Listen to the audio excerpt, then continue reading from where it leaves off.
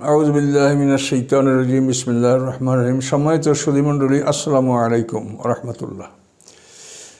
আমরা একটা কঠিন প্রশ্নের সম্মুখীন হচ্ছি এবং বিভিন্ন দিক থেকে এই প্রশ্নটার সম্মুখীন আমরা হচ্ছি। সেটা হচ্ছে, কোরআন আমাদের যথেষ্ট হবে? কোরআন থেকে আমরা সব কিছু বুঝবো, নিব?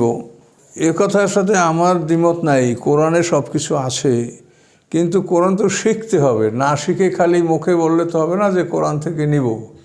কোরআন থেকে নিতে পারবেন, কিন্তু কোরআন শিখতে হবে। তো এই কোরআন শেখা বা বোঝার সঠিক পথ, আজকে আমাদের বিষয়টা হবে কোরআন শেখার বা কোরআন বোঝার সঠিক পথ কোনটা। সম্মানিত সুধী, একটা দৃষ্টান্ত। পৃথিবীতে যে একটা শিক্ষা ব্যবস্থা চালু আছে, একাডেমিক শিক্ষা, এটার মধ্যে আমরা সবাই তো একাডেমিক শিক্ষা অর্জন করেছি কম বেশি। তো এই একাডেমিক শিক্ষাটা কিভাবে আমরা লাভ করছি? যে কিছু জ্ঞানী লোক বই লিখেছেন, সেটা সিলেবাসভুক্ত হয়েছে এবং সেই বইগুলি পড়ার জন্য আমাদেরকে সেই একাডেমিক প্রতিষ্ঠানে আমাদের ভর্তি হতে হয়েছে। সেখানে অভিজ্ঞ শিক্ষকদের মাধ্যমে আমরা পড়াশোনা করেছি। এভাবে আমরা একটা একাডেমিক শিক্ষা আমরা লাভ করেছি। তাহলে এই একাডেমিক শিক্ষার জন্য যে বই পুস্তকগুলিগুলো মানুষের লেখা বই, কিন্তু এই বইগুলি পড়া এবং বোঝার জন্য আমরা শিক্ষকের দ্বারস্থ হচ্ছি এবং এই জন্য বিশাল হাজার হাজার কোটি টাকা ব্যয় করে প্রতিষ্ঠান, এবং এই প্রতিষ্ঠানে একটা প্রতিষ্ঠানে শত শত শিক্ষক, এদের জন্য কোটি কোটি টাকা বেতন ভাতা এগুলি ব্যয় করা হচ্ছে। এখন যারা মনে করেন যে কোরআন আছে, কোরআন থেকে আমরা শিখে সব কিছু নিয়ে নেব, তাদের কাছে আমার এই প্রশ্ন যে আপনারা এই যে প্রচলিত যে একাডেমিক এডুকেশন, যেটা একাডেমিক কোয়ালিফিকেশন যেটা আপনারা অর্জন করেন, এই বইগুলো তো মানুষের লেখা বই। তো এই মানুষের লেখা এগুলো যদি আপনারা করেন, এই শিক্ষা প্রতিষ্ঠান থাকবে না এবং শিক্ষকও থাকবে না। যারা ছাত্র তাদেরকে বইগুলো দিয়ে দেন যে এই বই, এগুলো তোমরা পড়িয়া তোমরা আসো, পরীক্ষা দাও। তাহলে এভাবে কি আপনারা পারবেন? বা পৃথিবীতে এরকম কোনো নিয়ম চালু আছে? তাহলে এই মানুষের লেখা বইগুলির জন্য আপনাকে প্রতিষ্ঠানে ভর্তি হতে হয়, নিয়মিত সময় ব্যয় করতে হয়, শিক্ষকের কাছে পড়াশোনা করতে হয়। তারপর আপনি ওই মানুষের লেখা বই, এই বইটার সম্পর্কে আপনি জ্ঞান অর্জন করতে পারেন। এখন কোরআন কি মানুষের লেখা বই? প্রথমে আসেন এখানে যে কোরআন কি মানুষের লেখা বই? কোরআন উপদেশ গ্রহণ করার জন্য সহজ, এটা আল্লাহ বলেছেন সত্যই, কিন্তু পৃথিবীর বুকের সবচাইতে কঠিন গ্রন্থ কোরআন, আর পৃথিবীতে সবচাইতে সহজ গ্রন্থ কোরআন। দুটোই উপদেশ গ্রহণ করার জন্য এটা খুব সহজ, আর জ্ঞান অর্জন করার জন্য এটা কঠিন। এর মধ্যে কঠিন জ্ঞানের ধারাগুলি দেওয়া আছে, যেগুলি নিয়ে বিজ্ঞানীরা হাজার হাজার কোটি বছর গবেষণা করেও এই কোরআনের যে জ্ঞানের ধারা, এটার একটা সীমানায় তারা পৌঁছতে পারবে না। তাহলে প্রথমে বোঝেন যে কোরআন হচ্ছে আল্লাহর বাণী। আপনারা মানুষের লেখা একটা বই মানুষে পড়ে বুঝবে, সেখানে আপনি একটা একাডেমিক কোর্স সেখানে পালন করতে হয়, একাডেমিক বিধান সেখানে মানতে হয়। এগুলি মেনে তারপরেই এই মানুষের লেখা একটা বই থেকে মানুষ জ্ঞান অর্জন করে। কারণ এই যে কোরআন, যেটা আল্লাহর বাণী, যেটা চ্যালেঞ্জ করা হয়েছে বারবার, যে পৃথিবীর সমস্ত জিন ইনসান একত্রিত হয়ে কোরআনের সমকক্ষ কোরআন তৈরি করতে পারবে না, কোনো জবাব আসলো না পৃথিবী থেকে। এরপরে আল্লাহ বলেন যে 10টা সূরা রচনা করো। তোমরা যদি বড় মোহাম্মদ সাল্লাম কোরআন রচনা করছে, তো তোমরাও মানুষ, তোমাদের কাছে কোরআনের এই লেটারগুলি, এই কোরআনের এই ভোকাবুলারি শব্দগুলি তোমাদের কাছে আছে, কাজেই তোমরা 10টা সূরা রচনা করো। ফাতুবি আশারি সুয়ারে মিশ্রি মুফতারায়াত, মোহাম্মদ সাল্লাল্লাহু আলাইহি ওয়াসাল্লাম যেরকম রচনা করেছে মনে করো, তোমরা এরকম 10টা সূরা রচনা করে দেখাও। কোনো উত্তর আসলো না। এরপরে আল্লাহ বলেন ফাতুবি সূরাতে মিসলি, কোরআনের ছোট্ট সূরাগুলোর মতো একটা সূরা তোমরা রচনা করে দেখাও। সেখান থেকেও কোনো উপযুক্ত জবাব আসলো না, কোনো উত্তর পাওয়া গেল না। তাহলে প্রমাণ হলো যে কোরআন সারা পৃথিবীর বুকে এটা আল্লাহর বাণী, এটা মানুষের বাণী নয়। যারা এটা মানুষের বাণী মনে করেন, তাদের কাছে এখনও এই কোরআন চ্যালেঞ্জ করছে যে তাহলে তোমরা রচনা করো। ভাষা শেখা কোনো একটা ব্যাপার না। আপনারা তো যারা বড় জ্ঞানী, তারা তো সবাই মাতৃভাষায় কে কোন জ্ঞান অর্জন করতে পারেছেন? জ্ঞান অর্জন করার জন্য তো আন্তর্জাতিক ল্যাঙ্গুয়েজ আপনাকে শিখতে হবে। যারাই একটু ভালো জ্ঞানের অধিকারী তারা সবাই আন্তর্জাতিক ল্যাঙ্গুয়েজ শিখেই জ্ঞান অর্জন করেছেন। মাতৃভাষায় কে কে শিখতে পেরেছেন? আমরাও তো শিখতে পারি নাই। আমরাও তো ইংলিশ আরবি এর মাধ্যমে আমরা আমাদের জ্ঞান অর্জন যেটু হয়েছে আমরা তা করেছি। এটা তো আমরা আমাদের মাদার টাং থেকে আমরা শিখতে পারিনি। কাজে আপনারা যদি বলেন যে কোরআন মানুষের রচনা, তাহলে আপনারা বিশ্বের 100 বা 1000 পণ্ডিত একত্রিত হয়ে আপনারা দ্রুত আরবি ভাষাটা শিখে নেন এবং শিখে নিয়ে আপনারা চেষ্টা করে কোরআনের মতো কোরআন অথবা 10টা সূরা বা 1টা সূরা রচনা করে দেখান। ইমাম বুখারী সে বোখারার লোক হইয়া সে যদি বুখারী শরীফের মতো এত বড় হাদিস আরবিতে হাদিস গ্রন্থ রচনা করতে পারেন, তাহলে ভাষা শেখাটা কোনো ব্যাপার না। কাজেই এই কোরআন আল্লাহর বাণী, এটা আপনি আমি কে বা কারা মানুক কি না মানুক, এটা সত্য যে কোরআন আল্লাহর বাণী। এখন এই আল্লাহর বাণীর মানে প্রশিক্ষণের জন্য আল্লাহ তাআলা তার নিজের পক্ষ থেকে শিক্ষক নিয়োগ দেন। এটাকে শিক্ষা করতে পারবেন। পৃথিবীতে যতগুলি আসমানি কেতাব পাঠানো হয়েছে, এই আসমানি কেতাবের প্রশিক্ষণের জন্য আল্লাহ তাআলার পক্ষ থেকে আল্লাহ নিজে শিক্ষক নিয়োগ দিয়েছেন। কোরআনের জন্য আল্লাহ তাআলা শিক্ষক নিয়োগ দিয়েছেন মুহাম্মদ রাসূলুল্লাহ সাল্লাল্লাহু আলাইহি ওয়াসাল্লামকে, এবং এমন একজন লোককে তিনি নিয়োগ দিয়েছেন যেই লোকটা উম্মি, অর্থাৎ সে একেবারে মায়ের পেট থেকে যেরকম আসছে সে উম্মি, সে কোনো জ্ঞান রাখে না, কোনো মানে একাডেমিক কোনো শিক্ষা তার নাই, কোনো স্কুলে কলেজে কোথাও সে মানে প্রাথমিক শিক্ষাও গ্রহণ করেন নাই। এরকম একজন উম্মি মানুষ মুহাম্মদ সাল্লাল্লাহু আলাইহি ওয়াসাল্লাম। এই উম্মি মানুষকে আল্লাহ তাআলা নিজের পক্ষ থেকে তাকে প্রশিক্ষণ দিয়েছেন। প্রশিক্ষণ দেওয়ার পরে তাকে এমন শিক্ষিত করেছেন যে পৃথিবীর সমস্ত শিক্ষিতরাই এক বাক্যে স্বীকার করেছে যে মুহাম্মদ সাল্লাল্লাহু আলাইহি ওয়াসাল্লাম বিশ্বের শ্রেষ্ঠ মানুষ, বোথ রিলিজিয়াস অ্যান্ড সেকুলার, ধর্মীয় দিক থেকে এবং পার্থিব দিক থেকে মুহাম্মদ সাল্লাল্লাহু আলাইহি ওয়াসাল্লাম বিশ্বের 1 নম্বর মানুষ। এই লোকটার একাডেমিক কোনো কোয়ালিফিকেশন নাই, এই লোকটা বিশ্বের 1 নম্বর জ্ঞানী কী করে হলেন? একমাত্র আল্লাহ তাআলা। আলাম নাশরাহ লাকা সাদরাক, আল্লাহ তাআলা বলেছেন আমি কি তোমার বক্ষস্থলকে উন্মুক্ত করে দেই নেই? এই মহাজ্ঞান তোমার সিনার মধ্যে প্রবেশ করে দেওয়ার জন্য আমি তোমার বক্ষস্থলকে আমি উন্মুক্ত করে দিয়েছি। কাজেই আমা ইউরিদুল্লাহ ইহাদিয়া ইয়াশরাহ সাদরাহু লিল ইসলাম, আল্লাহ বলেন যাকে আল্লাহ হেদায়েত দান করার ইচ্ছা করেন, ইয়াশরাহ সাদরাহু লিল ইসলাম, তো ইসলামের জন্য তার সিনাকে বক্ষস্থলকে আল্লাহ তাআলা উন্মুক্ত করে দেন, খুলে দেন।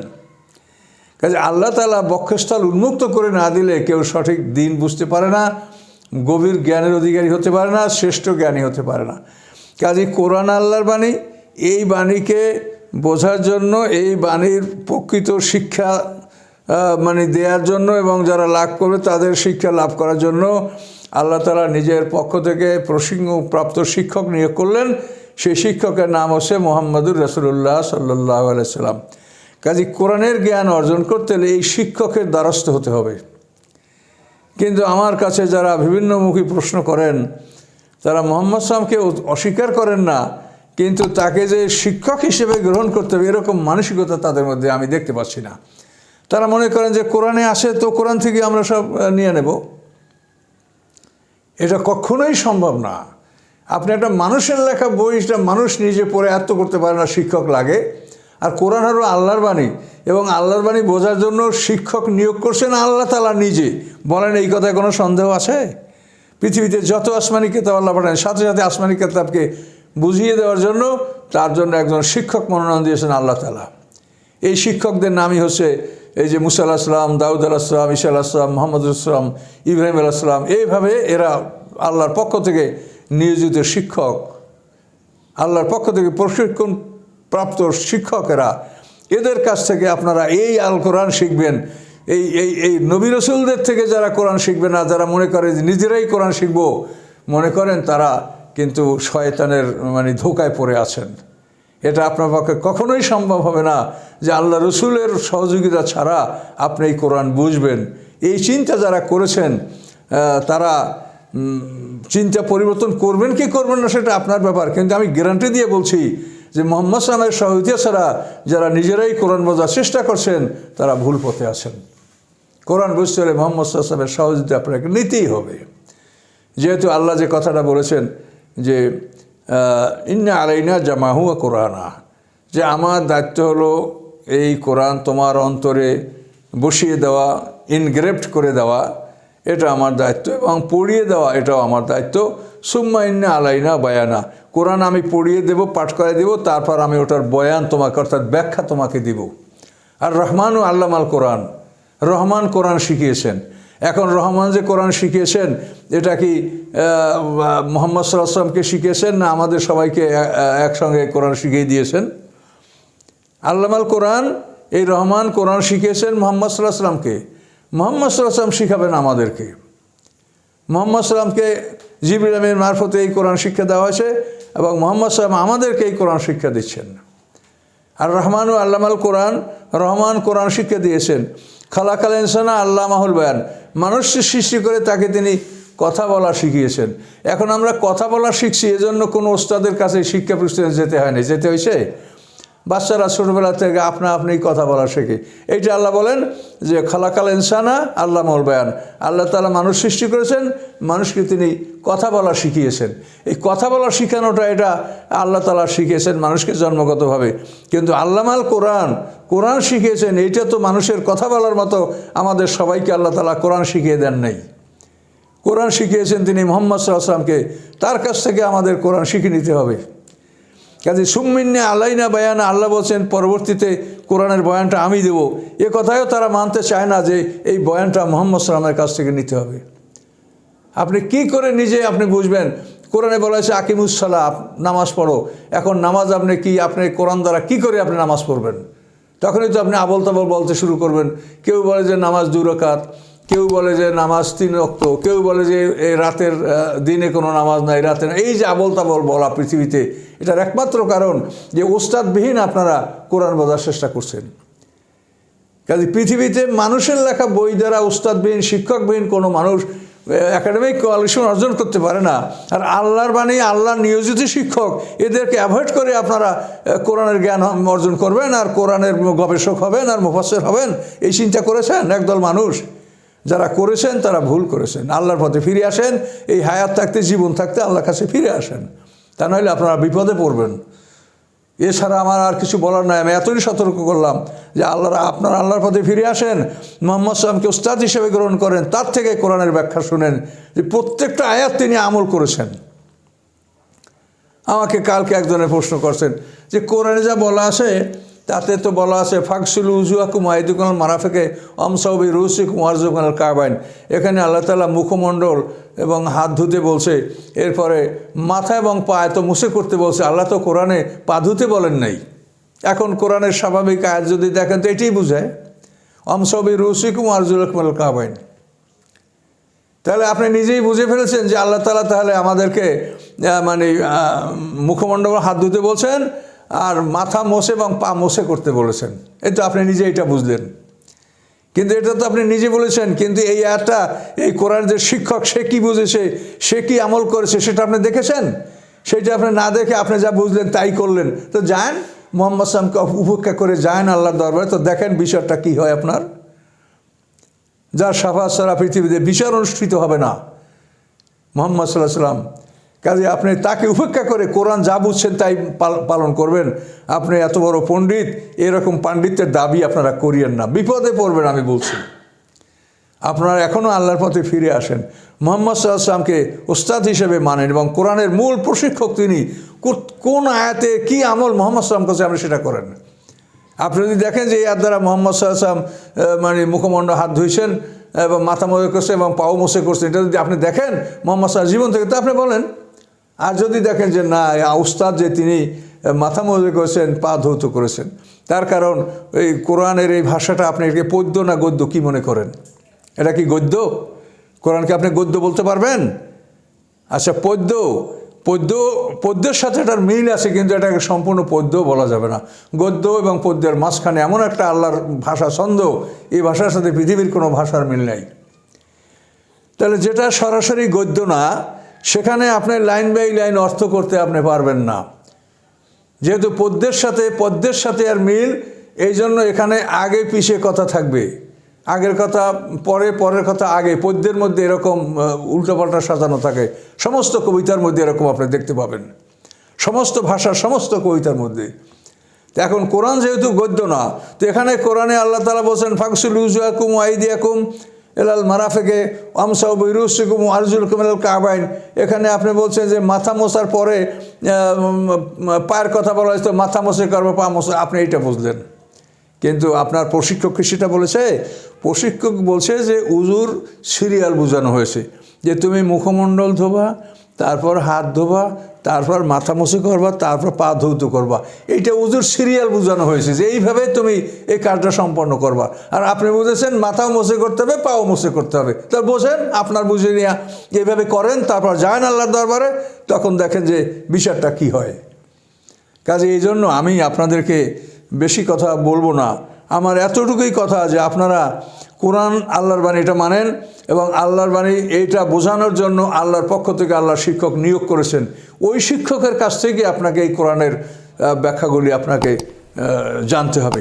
তো সেইটা জানার ক্ষেত্রে যদি আপনার ভুলভ্রান্তি হয়, সেখানে আল্লাহর কাছে আপনি ক্ষমা পাবেন, যে ওই প্রশিক্ষকের থেকে আমি জানতে গিয়া আমি এটা জানিছি, আর আরেকজন হয়তো অন্যটা জেনেছে। এইভাবে জানার ক্ষেত্রে যদি ভুল হয় কারো, সেটা আল্লাহর কাছে আপনি ক্ষমা পাওয়ার যোগ্য। কিন্তু ওই শিক্ষককে বাদ দিয়ে আপনি নিজের বুদ্ধিতে আপনি বলবেন যে আমি এটা বুঝেছি কোরআন দ্বারা, এটা কখনোই আপনি আল্লাহর কাছে যে মুক্তি পাবেন না।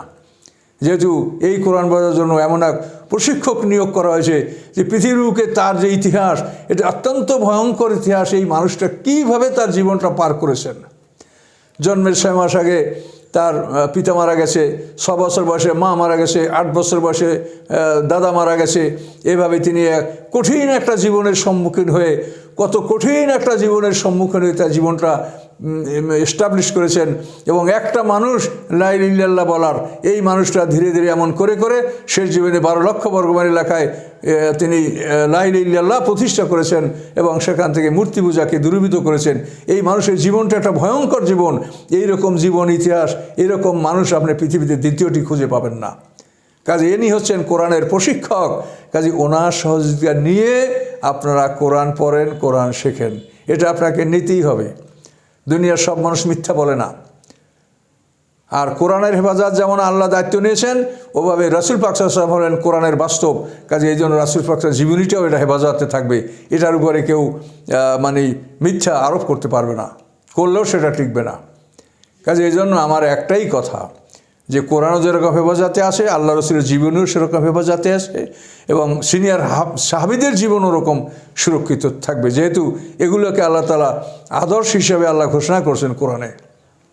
কাজেই কোরআন শিক্ষার মূল নীতি একমাত্র আল্লাহ তাআলা কোরআন শিক্ষার জন্য যাকে শিক্ষক মনোনয়ন দিয়েছেন, প্রশিক্ষক নিয়োগ দিয়েছেন, তার কাছ থেকে আপনি কোরআন শোনেন। তিনি কি বলেছেন, তিনি আয়াতের কি আমল করেছেন। এই প্রত্যেকটা ৬,০৬৬টি আয়াতের আমল না করে তিনি ইন্তেকাল করেন নাই। আপনি একটু ভেবে দেখেন, আপনারা যেভাবে ব্যাখ্যা চান, একজনে কয় যে আল্লাহ তো কোরআনে বসে মুখমণ্ডল ধুইতে করতে, তো কুলি করতে তো আল্লাহ বলে না, তো আমরা ঘরে ঘরে কুলি করবো কেন? আমার কাছে এই প্রশ্নগুলো আসছে, বলেন তো। তাহলে আল্লাহ তাআলা আপনাকে উজুর, ফরজ, ওয়াজিব, সুন্নাত, মুস্তাহাব সব কোরআনে লিখে দেবেন, এইটা চাচ্ছেন আপনি। তো এইরকম যদি হইতো, তো কোরআন শরীফ তো উটের উপরে নাইলে গাড়িতে চালানো লাগতো। কোরআন শরীফ তো আপনি বগলে করিয়া ঘরে নিয়ে রাখতে পারতেন না কোরআন শরীফ। আপনি যেটা চাচ্ছেন যে তাহলে উজুর গড়গড়া, তাহলে কান মোছে, মাথা মোছে, তাহলে এই মুস্তাহাব সুন্নাত এগুলো কেন আল্লাহ তো বলে নাই, তাহলে আমরা খালি মানে কুলি করবো না, গড়গড়া করবো না, মেসওয়াক করবো না। তাহলে এই সমস্ত কথা যদি বলেন, তাহলে এই কথার জবাব খুব কঠিন। তাহলে কোরআনে যদি আপনার এই শুধু নামাজের প্রথম থেকে শেষ পর্যন্ত ব্যাখ্যা দেওয়া হয়, তো কোরআনের তো মনে হয় যে 2-1,000 আয়াত শুধু এই নামাজই চলে যেত। তাহলে কোরআন হয়তো লক্ষ কোটি আয়াতের সমন্বয় কোরআন হইতো। তা তো আপনি মাথায়ও বহন করে বোঝা করে নিতে পারতেন না, মুখস্থও রাখতে পারতেন না, হেফাজতও করতে পারতেন না। সেখানে যে আপনার মহাবিপদ হয়ে যেত।